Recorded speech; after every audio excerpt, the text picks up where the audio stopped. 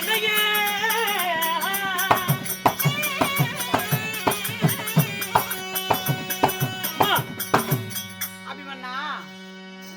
தாயை சிறந்தது கோவில் வெள்ளை தந்தை சொல்மிக்க மந்திரம் இல்லை என்று சொல்வார்கள்.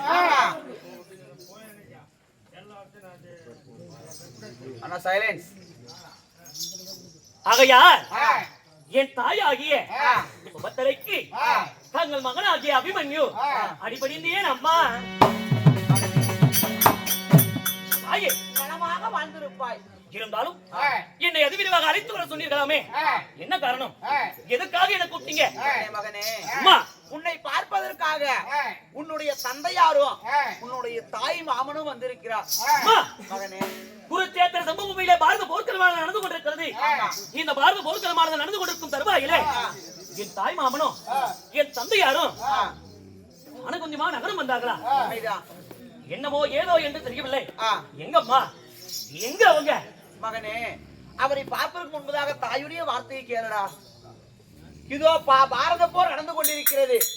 உன் தந்தையாராகப்பட்ட அர்ஜுன மன்னருக்கு 4 சண்டை, அதாவது கிங்கிலி படைகள் சண்டைக்கு தானாக வந்து வம்பு சண்டை கலைக்கிறாராம். தந்தையாரா? உண்மைதான். என் தந்தையாகிய பெரியப்பாவாகிய யார் தர்மராஜருக்கு பாடி கூடாரத்திலே என் தந்தைமார்கள் 4 திசைகளுக்குமே 4 சிங்கங்களை போல் காவலாக இருந்து கொண்டிருக்காங்க. அம்மா, பெண்களை ரதம் ஏறி சண்டை செய்யக்கூடிய கிங்கிலியர்கள் என்னுடைய தந்தைமார்களை வலிவந்தமாக சண்டை அழைக்கிறார்கள். வலிவந்தமாக சண்டைக்கு அழைக்கிறாராம். சரி, அதனால 4 சண்டைக்கு உன்னுடைய தந்தைமார்கள் 4 சண்டைக்கு போறாங்க. 4 சண்டைக்கு சென்று விட்டால் தர்மனுடைய காவலுக்கு ஒருவரும் இல்லை என்று சொல்லி உன் தந்தையாராகப்பட்டவர் அந்த பாரத போருக்கு உன்னை அழைத்து செல்வதற்காக வந்திருக்கிறார். பாரத போருக்கு என்ன அழைத்து செல்ல வந்தாரா? உண்மைதான். என்னுடைய தந்தையாரா? உண்மைதான். அம்மா, அம்மா, பாரத போருக்கு என்ன அழைத்தாரா?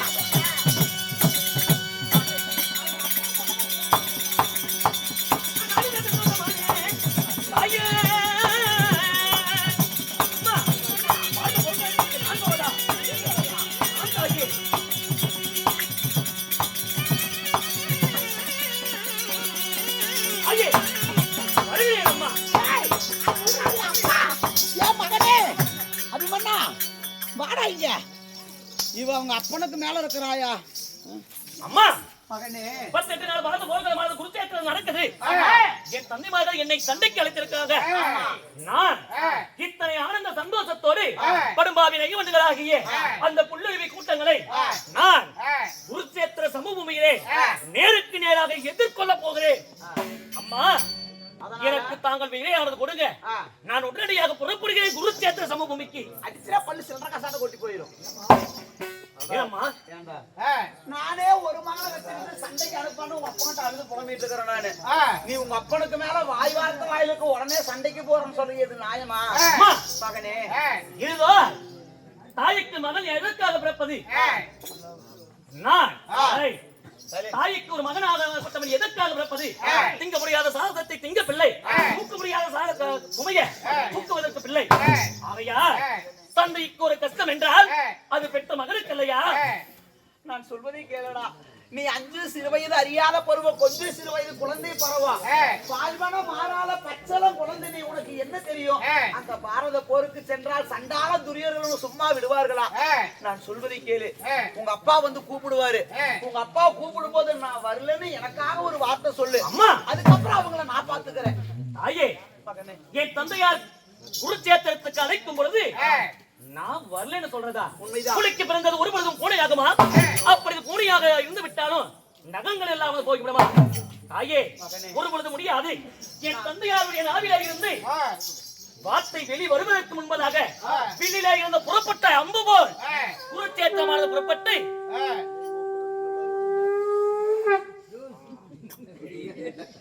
குருச்சேத்திரமானது புறப்பட்டு அந்த படும்பாவின் ஐவந்துகளாகிய யார் அந்த துரியோதனாதிகளை என்ன செய்கிறேன் என்று தெரியுமா? நான் சொல்வதே கேளடா. அம்மா, எனக்காக இல்லாத உன் மனைவி உத்தரையாகப்பட்ட 6 மாத கர்ப்பிணியாக இருக்கிறார். அந்த பெண்ணுக்காவது நீ வரலன்னு சொல்லுடா. பாரத போர் வேண்டாம், இந்த நாடு நகரம் எதுவும் வேண்டாம். என் மக அபிமன்யு நீ கூட இருந்தா மட்டும் எனக்கு போதும். வேண்டாம், நான் வரலன்னு சொல்லிடுடா. அந்த ஒரு வார்த்தை மட்டும் எனக்காக சொல்லுடா. தாய்க்கு உதவாத பிள்ளை, தரித்திரம் கேளாத பிண்டி, தாகத்தை தீர்க்காத தண்ணி, குருமொழி கேடாத சீரை, இதோ இந்த புவியில இருந்து பயன் இல்லையா? இறந்து முடியாது. தந்தைக்கு எப்பொழுது என்னை குருச்சேத்திரத்துக்கு அழைப்பார் என்று எதிர்பார்த்து கொண்டிருந்தேன். என் தந்தைமார்கள் என்னை அழைத்து விட்டார்கள். நான் போய் வருகிறேன். எனக்கு விடை கொள்ளம்மா தாயே.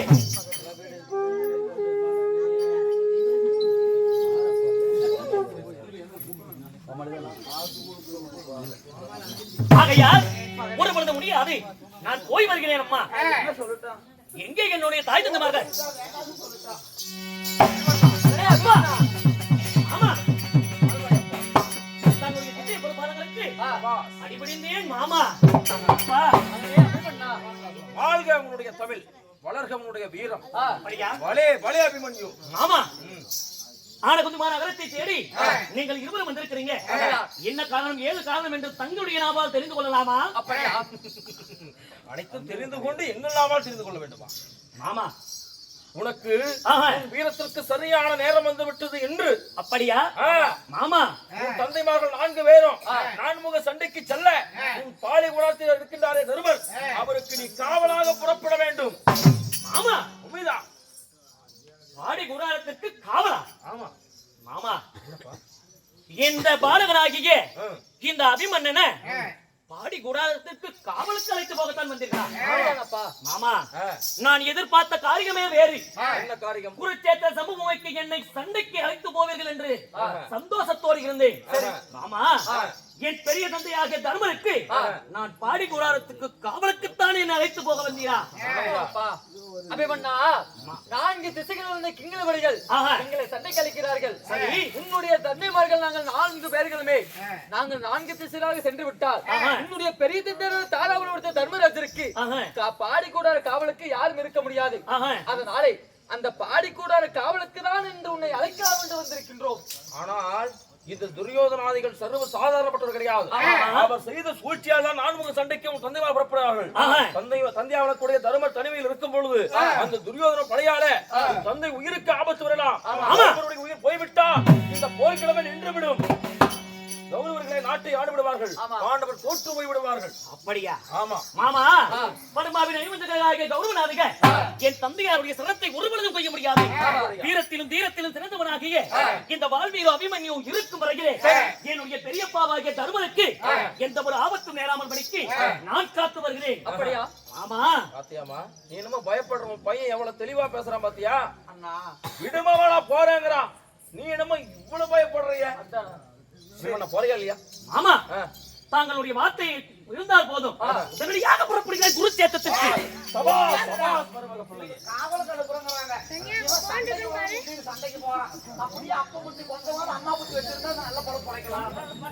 அபிமன்னா, எட்டி பாயும் சிங்கத்தை நீங்கள் கட்டி போட வைக்கிறீர்கள். ஆகையால் ஒரு பொழுது முடியாது. தங்களுடைய வார்த்தைக்கு ஒரு பொழுதும் நான் மறுப்பு பேசுவதாக இல்லை. அப்பா, மாமா, நீங்கள் சொன்ன பிரகாரம் நான் பெரிய தந்தையாக தருமனுக்கு நான் பாடி குடாரத்திற்கு காவலுக்கு போகிறேன். நான் காவலாக இருக்கும் வரையில் இதோ இங்கு வீசிக்கொண்டிருக்கக்கூடிய காற்று கூட என்னுடைய அனுமதி இல்லாமல் பாடி கூடாரத்தின் உள்ளே நுழைய முடியாது. அபிமன்யு, காவலுக்கு மட்டும் செல். உன்னை நான் பார்த்துக் கொள்கிறேன். அண்ணா, ஆமா, மறுபடியும் இந்த வார்த்தை சொல்லாதீங்க. ஆமா, சொன்னீங்கன்னா உங்களுக்கு எனக்கு ஏகப்பட்ட சண்டை வரும்.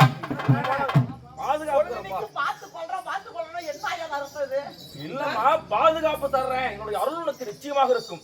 அப்படியா? ஆகட்டும் மாமா, உடனடியாக புறப்படுகிறேன். புறப்படுவது மட்டுமல்ல, ஒரு வேளை உனக்கு அங்கு ஆபத்து என்று வந்துவிட்டா எனக்கு இருப்பது வலம்புரி சங்கு, இடதுகை இருப்பது இடமுறை சங்கு. உனக்கு அபயம் என்று வந்துவிட்டா இந்த இடமுறை சங்கை தருகிறேன். இந்த சங்கை எடுத்து ஊதினால் அக்கதகமாக இந்த கண்ணனும் உன்னுடைய தந்தையாரும் வந்து விடுவோம். ஆமா, எனக்கு ஆபத்து நேர்ந்து விட்டால் தன்னுடைய இடமுறை சங்காரத்தை எனக்கு கொடுக்குறீங்களா? எனக்கு ஆபத்து என்று சொல்வதற்கு மாமா, இதோ நீங்க இங்கிருந்து குருச்சேத்திரம் போங்க. உங்களுக்கு ஏதாவது ஆபத்துனா என் கரத்தால் வலம்புரி சங்கம் இருக்கு. இந்த வலம்புரி சங்கம் நான் உங்களுக்கு கொடுக்கிறேன்.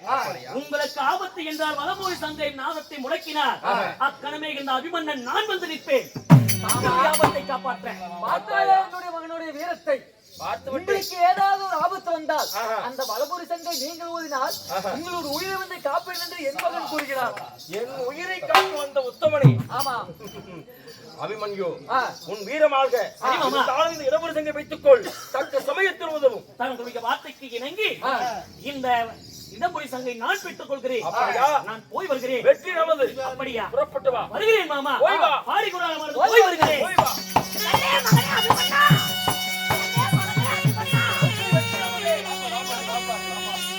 மகனே, எத்தனை வார்த்தை சொன்ன போது எங்கள் வார்த்தையை நீ கேட்பதாக இல்ல.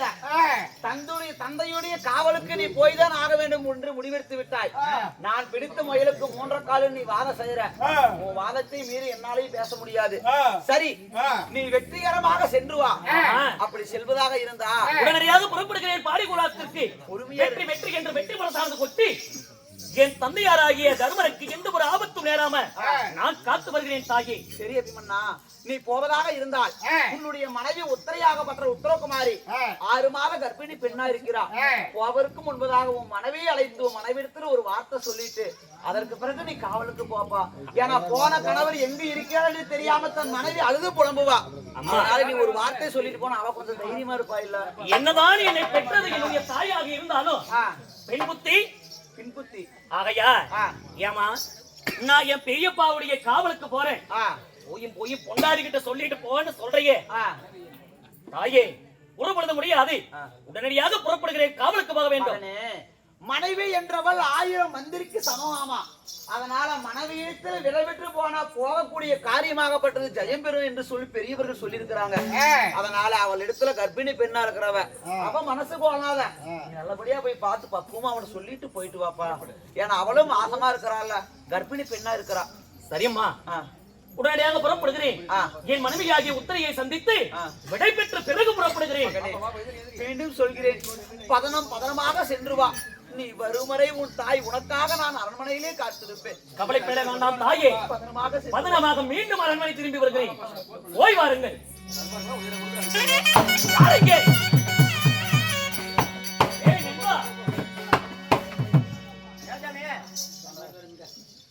உடனடியாக என்னுடைய மனைவியாகிய உத்தரையை நான் அழைத்தேன் என்று அழைத்து வா. சரிங்க உத்தரகுமார்த்தி, போய் வா சீக்கிரமாக. பணடைக்கு போயிட்டு வருமா?